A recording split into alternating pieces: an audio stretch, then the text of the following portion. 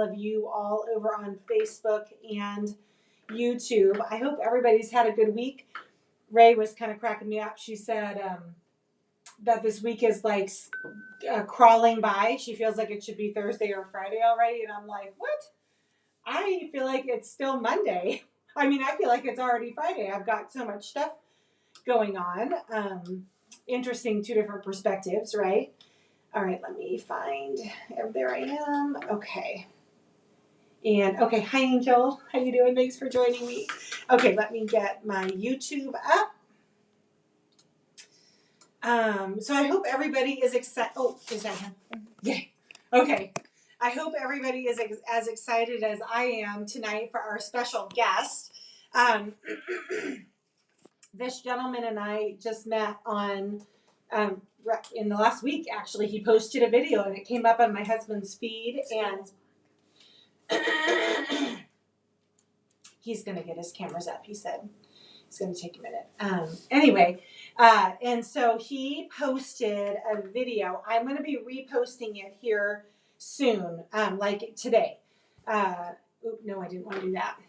That's not right. Sorry, guys.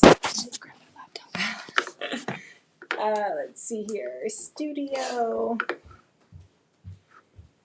Can you hear me, Dave? Your camera's black. Okay, he's still coming up. Okay, so let me just go here. I just want to say hi to everybody real quick while we're waiting for Dave. Anyway, he is a retired systems engineer. He said he's retired. I asked him what his company name was. He goes, I'm a retired guy. Yeah, will you tell him that his screen is black? Okay, let's see here. No. Save. Sorry, guys. Okay, let's see here. Oh, how do I do this? Goodness gracious. Okay, goodness gracious. I think I got it. All right. So I can see YouTube and Facebook. Let me say hi to some friends first, and then hopefully Dave will get his camera up and running here in a minute. All right, let me say hi to some friends, and then we'll go from there. Let's see. So we have Angel in Houston. Hi, Angel. Hi, Joanne in Mississippi, and Linda in Texas. Odie, hi, sweetheart, down in Oregon. We have Debbie in Kentucky, Nancy in Lake Stevens. Hello. Jen is on. Hi, sweetheart. Madeline is on. Hello, hello, hello. Judy P. Wasn't that a pretty picture of her? Ray, yeah. Will you handle that and just say yes, still black? And then Franny's on. Hi, Franny. Mel. Hi, Mel. Is Joe there too? Susan Woods Long. Hello. Angel, I'm happy you're here too. Kathleen's on. Oh, here's Joe. I got a white featherweight. I've named her Darlene. Oh, that makes me so happy. Joe named his white featherweight after me. That is so sweet. Kathleen is on. Bonnie from Illinois. Hello, Becky. Linda from Tennessee. Kathy. Hi, Kathy, over in Colville, Washington. She said, I got my Treadle cabinet already. Good. Hello, Pauline in Texas. Margaret from Idaho. Oh, she's a snowbird. It looks like she's usually in Arizona. She said she misses the heat. It's 63 here today. I'm just saying. That's pretty darn warm. Kathy Klein is on. I think Franny and Mary are on too. Deanne, Kathy. Hi, Kathy. And Sue's on. Hi, Sue from Massachusetts. All right. I have Elizabeth in Indiana over in my YouTube, and Missy from the great city of Redmond, Washington, right here on an adjoining hill. Hi, Bridget's on too. All right, guys. What's going on with Mr. Dave? Still nothing. It is still a black screen. Okay. If you need to call him, you can call him. I told him to Hi, Bernadette. rejoin the room again. Yeah, that's good. Okay, we're just having a little trouble getting Dave on. We did a tech check last week, but just because you practice doesn't mean that it's going to work when it should work. So, you might just try sending a second, maybe a link. I've sent him 2 links. He just needs to try. Okay. We'll get it. We'll get it. So, Mr. Yes, I have a different background today because I am upstairs in my house. I was supposed to be out on my beautiful deck, and my next door neighbor decided to start mowing his lawn right before I went on camera. And that's just not good sound quality. So, we are not on the back deck, and I had to punt really quick. So the deck is out there, and I am just right inside the window. My Tula Pink quilt is done. Oh, I got it. Cappy. Oh, there he is. Hey, okay. I just had to end everything and start it all over again. So, all right. sorry. We're up. Okay, super. Hello, Mr. Froman. How are you? I'm doing great, Darlene. How are you doing tonight? I'm so good. So, everybody, I'd like to introduce Dave to you. Hi, everybody. He is the genius that created just with a couple of simple parts, a conversion kit for your treadle to use with your Singer Featherweight. So let me just give everybody a little bit of background as to why I'm so excited about this. And then Dave, I want you to tell everybody why you're kind of excited about it too. So, with the recent pandemic and people starting to think about, prepping and having more stuff on hand, treadles have become very hard to find and also expensive at the same time. I don't know if it's the same there in Connecticut as it is here in the Pacific Northwest, but what you used to be able to buy a treadle for $75 is now $300-400. But you can buy lots of cabinets that are not in good working order, or they are missing their machine for very, very reasonable. So anyway, there is a couple of devices on the market for being able to use your machine on no power, one of which is like a hand crank scenario. The only thing that I find difficult about the hand crank scenario is that as a quilter, I want to be able to use both hands on my machine. And in a hand crank, you always have one dedicated hand to actually pushing the machine forward, and you're really only driving with one hand. Well, Dave here is a genius, you guys. He has created, again, with a couple of very small parts, a way to convert treadle tables with no machines in them, so you don't have to spend big bucks on like a working machine and a working treadle cabinet. Just the base needs to be able to operate. But to be able to use it with our wonderful featherweights, yay! And we get both hands because our feet are driving the machine. So, Dave, I think you're kind of a genius. And I've been talking you up in my community in the last week, and there's a bunch of ladies on here who are dying to hear what you have to say. So why don't you just give us a quick introduction, and then we'll kind of get started. Okay, my name's David Froman. Live in Connecticut. I'm a retired systems engineer for the government. I've sewn since high school. Me and Darlene had this conversation. We both did home ec where you had to sew, and I've sewn ever since. After I retired and was more stationary, we actually had, a little bit of space at first for me to start getting a couple of sewing machines, then a couple of more sewing machines, and it turned into just this huge, you can, They're see potato chips. all these machines back here. These are just the treadles. You can't just have one, Dave. They're like potato chips. Yeah. What is that? Lay's. Can't eat just one. So, but anyway, so I had, a couple of treadles and then a couple more treadles. And I always would read the forums. People talk about which machines, you can't treadle that machine. You can't treadle that machine at all. And the first one I did was a 2012, which had the potted motor. And this is one of them that I did right here. Mm-hmm. I did one back in 2015. I did this one later on. So that was the first machine that couldn't be treadled that I treadled, was a 2012. And then a couple years ago, I was reading somewhere, and somebody's like, "Oh, you can't treadle a featherweight." and you can treadle anything. So what I, and it was in the back of my mind for a long time, just, well, what would I do? And, I work on little contraptions. This was actually the first one that I did. Oh, This wow. actually set over the motor, and it functioned the same with the two belts, but it set over the motor, and it got overly complicated. I wound up having to use a belt guide or a chain guide off of a bicycle, and it was just creating a lot of drag on the belt. And once I got it together and set it down, then I could look at it and actually see. Oh, I'll just put it off to the side, out of the way, and the only thing you have to do with the featherweight is to take the standard featherweight belt off, because it's long enough that it wants to go all the way back to the Right, motor, to the and motor you point. don't yeah, you don't want the little pulleys here bumping up against and grinding against your nice paint job.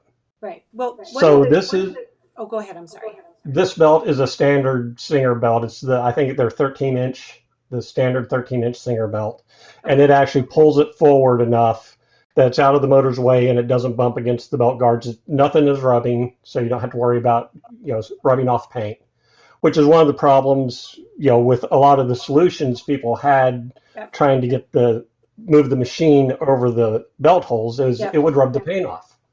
Well, the And other this thing is that some of the gadgets I saw were totally new spindle style hand wheels, and then they would right. have you remove your motor. Right. Yeah, No. you don't have to do anything with Yeah, this. This that's is why just I thought yours was so genius. Was you don't have to unplug. I mean, you can technically, if you have power, you can keep your featherweight plugged in so you can still operate your lamp while you're using it on the treadle and just operate the speed of yeah, it with your feet. it's yeah, I got him plugged in right now. Yeah, it's I just love that. one of my little joys in life is having an electric light on a treadle. Which was one of the reasons that led me to do the 201, was because I wanted the integrated electric light to work.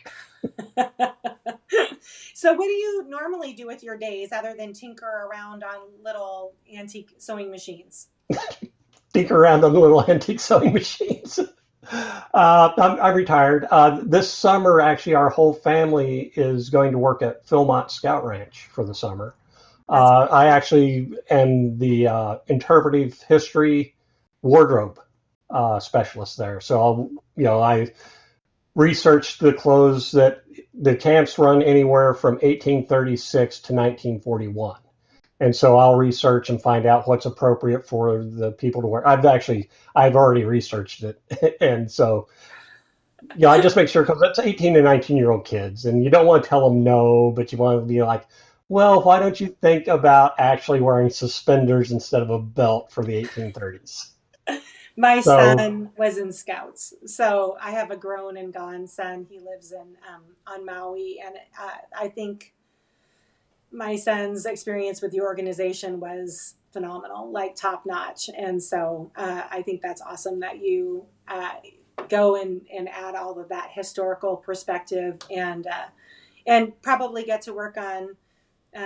Do you have a treadle up there too to use when you're at camp? I'll take one. Yeah. I actually gave them a Singer 331K4, one of the big industrials, Okay. a couple of years ago when I was out there. It's a little new for me. It's from the late '60s, early 1970s. It's a new machine, so I was like, really don't have a use for this, so I gave it to Philmont. Yeah. But I'll take uh, probably my school bell uh, out What? there with me. So that'll be my little, if I need to go and You be sew careful somewhere with that, machine. or I'm going to Oh, call I will. Singer. Yeah.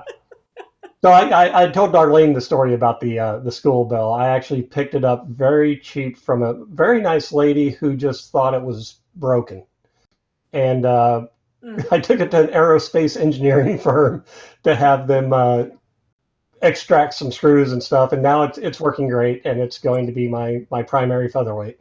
That's awesome. I took a picture today for my social media feeds. I picked up a school bell last week, and sold it to one of my regular viewers or whatever. But it's a sister machine to my school bell.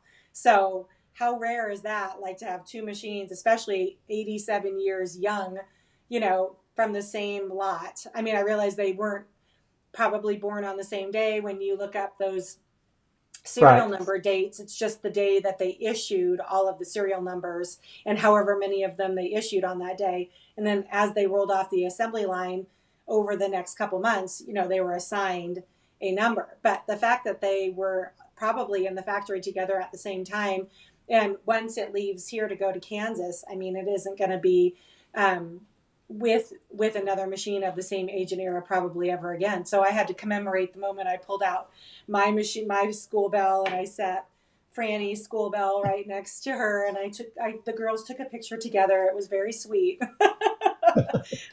Is yours at 33, 34, or 35? Your Featherweight? 35. Oh, 35. And I have to be honest, before I got it, I didn't know what a school bell was. I It's have a like, lot of people I just, ask me that question.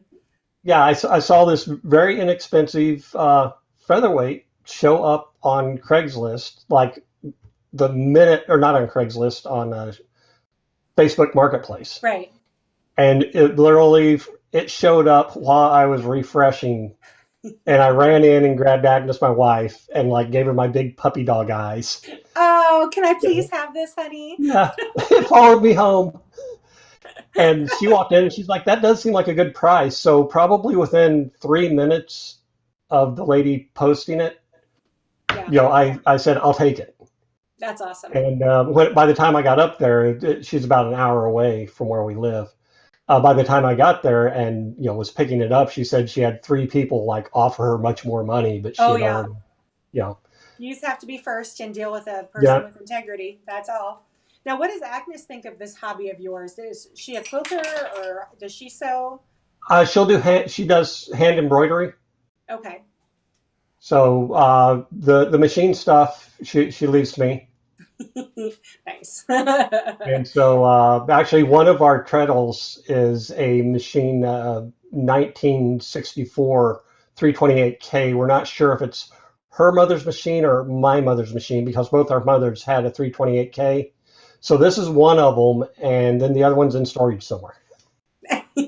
I'm actually on my treadle right now. You can't, I have my desk set up on the desk that I'm going to use once all of my parts show up to put my conversion kit together, and I'll be posting a video. I'll tag you so you can see that I get it done right. But well, why don't you go ahead and show us how all this works?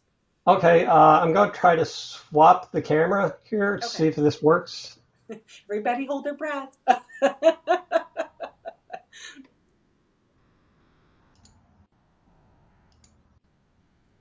Ooh, you went black. Yeah, there it is. Yay! So this new this is a prototype contraction. is really pretty, by the way. Excuse me, I'm sorry, I talked over you. The new prototype is very pretty, I might add. Well, it's just for anybody who's curious about when you're touching up your machine, what a good paint to use is. Ford Tuxedo Black car touch-up paint is a almost perfect match for Singer Black. So nice. I went ahead and all of the parts that were bare metal, I went ahead and painted them with the Ford Tuxedo Black. Well, it looks beautiful. And then I told you about my little Singer 750 button. Yeah, I was like, how did you get an emblem on there? You're so good. So I'll go ahead and run some stitches here so you can see it move.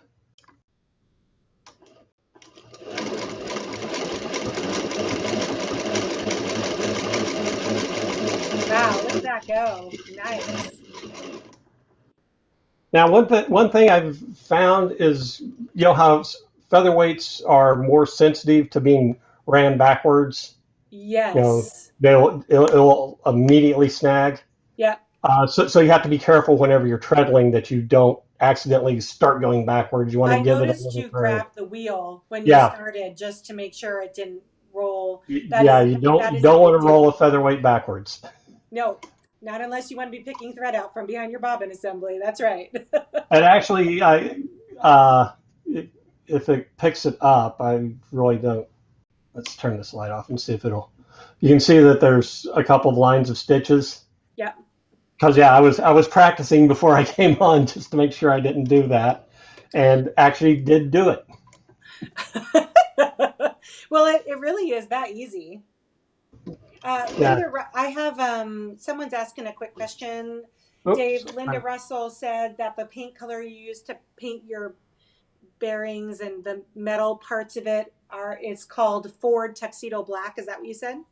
Yes, Ford Tuxedo Black touch-up paint. You can get it at any auto parts store. It's made by Duplicolor. Okay, and that's a spray can?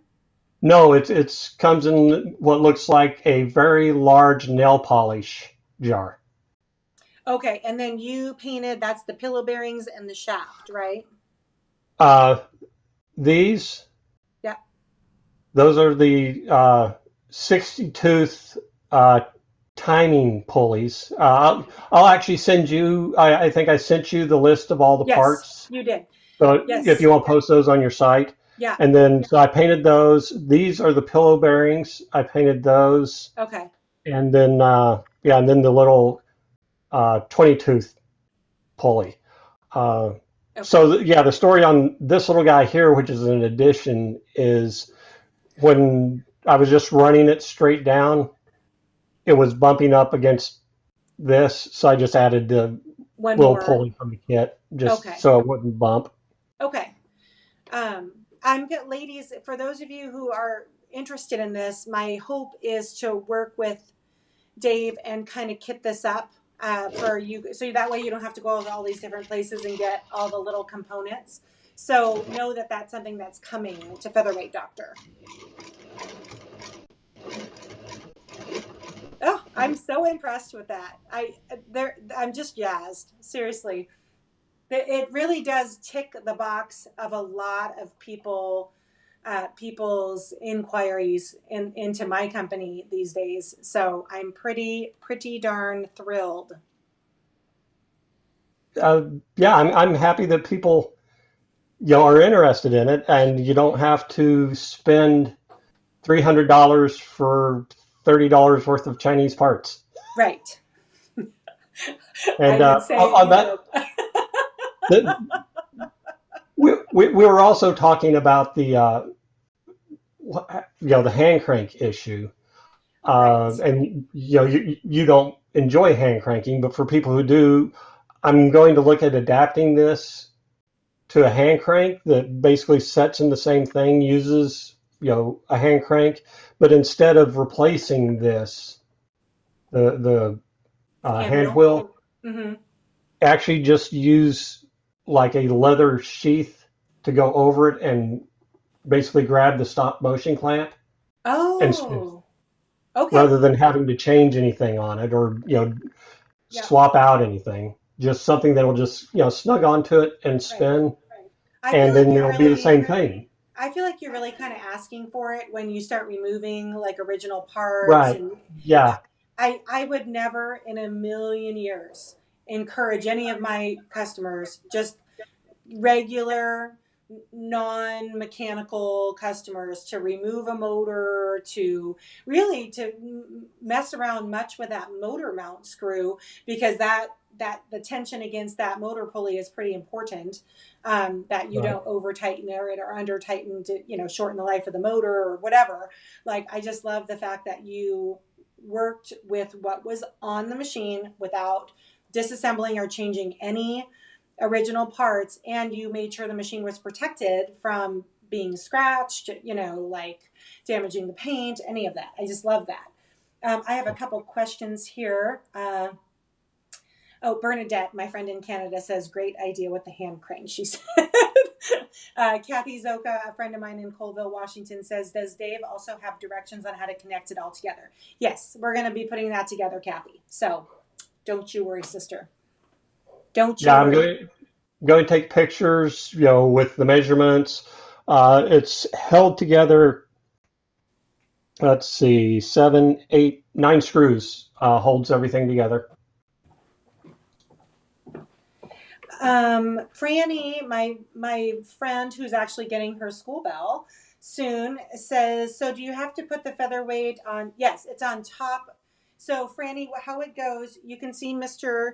or Dave's picture. It's another piece of plywood that goes over the top of, thank you, sweetheart, of the machine, of the base of the treadle cabinet. No machine. You have to take your machine out of the base. And it fixes into the hole that's cut in the top of your treadle, so that Uh, way the machine is stable. yeah, actually, this version actually just sets over the entire hole, Yeah, and I put little felt feet on it so that it it doesn't jiggle around. Right, doesn't jiggle around and it won't scratch the finish. right. Uh, But yeah, if people would prefer to have one that actually fits into the cutout, it's a little bit more woodworking if they want to do it, or if I'm playing with a scroll saw now, so I could probably do it if somebody's looking to have one made. Once I again, meant that it. not I until meant September. that the feet, that the rubber feet that actually go into the hole, because every treadle cabinet hole is going to be different, so that's why it works well to just set your plywood on top with the machine on top of that. Yeah, I mean, this is just the starting point. There are plenty of jumping off points you can go with this. Mm-hmm. Uh, you could actually recess, the featherweight down so that it's flat on the treadle. You know, that's going to take some woodworking to get it, because you're going to have to make a deck underneath the top Right, of your treadle to support it. right, right. But, there's nothing that's impossible with these machines if you Oh, can for think sure. about it and you know somebody who's good with woodworking and you tell them, I want this to set down here. Yeah, If you go to a woodworker and just tell them that, yeah. they'll be like, oh yeah, I can do that. Yeah. Mine, because I do have the working machine in my treadle, so I'll be removing it temporarily to do the setup for the featherweight. So I wouldn't want to. My big concern when I first started talking to you, Dave, was that it was going to require like drilling or harming my existing cabinet, which your design does not do. Because I have an excellent condition treadle cabinet, and I didn't want to have to cut into it or drill anything into it. So another reason why I like your design as much as I do. We had some other questions here. Deanne, or actually Joan Holland says you can't even crank backwards even an inch. No, you cannot. Yeah, On your that's featherweight. Nope. yeah, on something like a 201 or a 15, they're more forgiving. Yeah. Uh, the, Not the the two. featherweight wants to go forward. It only wants to go forward. Right. Even when you're just like hand cranking, if it's like, oh, I'm going to move my stitch and you want to back it up, Yeah. No. Put the that can machine be a in reverse heartbreaker. first, then still roll it Yeah. forward. Then Deanne Hartman says you were talking about making the featherweight into a hand crank. So yeah, there is a device, Dan, on the market currently that does turn the featherweight into a hand crank, but it has you disassemble your hand wheel and remove your motor uh, and put a different type style mount on the back of your machine. And that I don't think that's necessarily what I'm interested in, talking everyone back into putting it back together afterwards. So Dave's idea of the hand crank would actually not disassemble anything from the machine, but be something that potentially just clamps right onto the silver knob in the middle of the hand wheel, and then you're not disassembling, you're taking your motor off, changing the hand wheel, all that fun stuff. I like it. All right, let's see. If Franny says if the machine isn't in reverse, how would it go backwards when treadling to begin to sew? Because you're rolling the hand wheel backwards. Because there's a type of a belt that's going to go over the hand wheel, Franny. And if when you start treadling, you have to kind of get the movement first, and you could start off with it in reverse by putting your hand on the hand wheel so that it won't roll backwards. It helps you get the foot movement going and keep everything going forward and not rolling back. There. All right. Well, let's see here. Would you crank it backwards. You would not, you don't never want to crank your hand wheel backwards on your Featherweight. And what is the belt that goes in the treadle? It's actually Dave just uses fish. What is it? Fish. Aquarium tank air tube. That's what his, because he didn't want to cut up And a that perfectly good leather belt.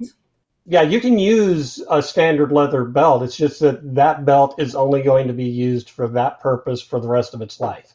Whereas Right. most treadle belts, no matter what machine you throw in there, you really don't have to change it because they're all set at the same height. Right. This will only work on this device, and I have hundreds of feet of leather belt, but for some reason I don't want to cut up so I went down to the fish store and bought, a couple of dollars worth of this little rubber tubing. And yeah, I'm literally using probably $1 to $1.50 worth of rubber tubing. Now, the one thing about rubber tubing versus leather belts is leather belts have a little bit more slip in them.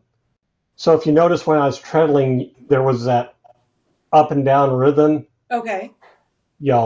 just kind of faster strokes when I was on one of the power going backwards or forwards. Right. But when you're treadling with a regular belt and you go between those, the flywheel will actually spin a little, so you don't have that that not little jerky, but little uneven. that little cadence. like lower RPM, higher RPM. Okay. And I mean, the more you do it, the smoother you get. And I'm getting better at it. The video that you noticed where I was doing it, I was also wearing hiking boots, but it was like vroom, vroom. It was like revving up a car whenever I was trying to treadle it. Right. All right. Francis Evans Parsons says, so do I understand correctly that you will make a kit for sale for those of us who feel unable to DIY it? And will you be selling the portable treadle you mentioned in the video? Also wondering if it would be possible to use with the same device with a 301. So I'll let you take the 301 part of that, Dave, and then I'll take the other part of the question. Okay, the 301 uses a potted motor that actually is inside the machine, and anytime you try to treadle with the motor still attached, you have to overcome all that inertia of the motor. So that's the drawback to trying to treadle a 301. I do have a plan to treadle the 301, 401, 500 Rocketeer. It's going to involve some gears, and it's going to be interesting, but it's not going to be something that doesn't touch any part of the machine. I'm going to be pulling the motors out and putting a device that goes up into it. Now, the thing about those machines is pulling the motor out is much simpler than pulling the motor out of this.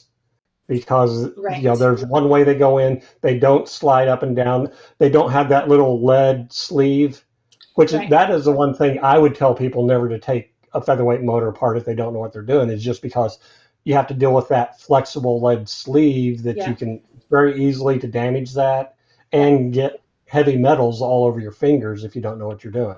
Right. Exactly. Because we all know lead is poisonous. Correct. Yeah. And so, unless you know what you're doing and you have gloves and stuff, and you can do it quick and not sit there breathing in lead fumes, I just say don't try to take your motors out. I agree with you.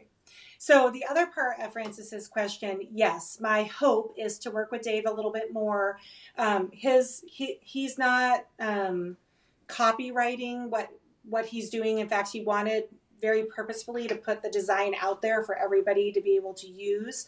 But if you don't want to deal with the individual, facets and ordering all the hardware and all that fun stuff, I am going to be kitting all of that up. You still will have some assembly on your end, Francis, but everything is going to be all together for you to just go, yes, I'd like one of those, and it's going to have one of everything that you need. And then you'll need a little bit of help doing the fabrication at home. That's right. All right, sir. Well, I do appreciate you taking a few minutes out of your day. Okay. Oh, and about the aluminum treadle. Just wanted to, Oh somebody yeah, to ask tell that us about question. that because that was when we talked earlier. I thought that Yeah, was that I'm putting that on my son right now. He likes metalworking, so I've like, Mishy, this is on you. So I'm giving some hints on what I'm expecting him to do, but I want him to do the design and actually forge the aluminum with his friends, okay. and then provide the prototype. But once that's available, I'll let you know, and I'd be Yeah, happy if you wanted to you know have that out as something for to sure. sell to people as well. Well, It's going to be kind of bulky. It is a thing that attaches to the side of a table with a 12-inch wheel on it. So yeah. Well, I am 100% interested in having you back as you continue to invent and develop these ideas. And I would love to open my platform up to be able to have you come and share with us again. So thanks oh so much. yeah, After I you're mean back from camp, of course. yeah, the summer's going to be busy, but be back in September, and yeah, I'll touch base with you and look forward to sharing more ideas and hearing feedback from people what they think about the stuff that Awesome. we came up with so far. Yeah. Well, I think you're amazing. So thank you so much for taking some time out of your day. And thank Agnes for sharing you with all of us. That's very sweet of her. It's my pleasure. And now, Tara, you said thank you. All right. Have a good night, Dave. Thanks so much. You too. Good Okay. night. Bye. Bye. Boop, boop, boop, boop. All right, friends. I just wanted to say thank you so much for joining me tonight. Wasn't he fun? I love hearing new technology. Well, not it's not new technology, but like new ways of reinventing old technology, I guess. So if I'm going to be posting Dave's video here directly off of YouTube here shortly, so you guys can see the original video, which is what drove the phone call to Connecticut. I will be back on Wednesday, or no, today's Wednesday, Friday for my sip and sew, 4 o'clock Pacific Standard Time. I'm going to have a new project because I have finished my Tula. Yay! So thanks for joining me tonight, ladies. I hope everyone has a great night, and we'll talk to you soon.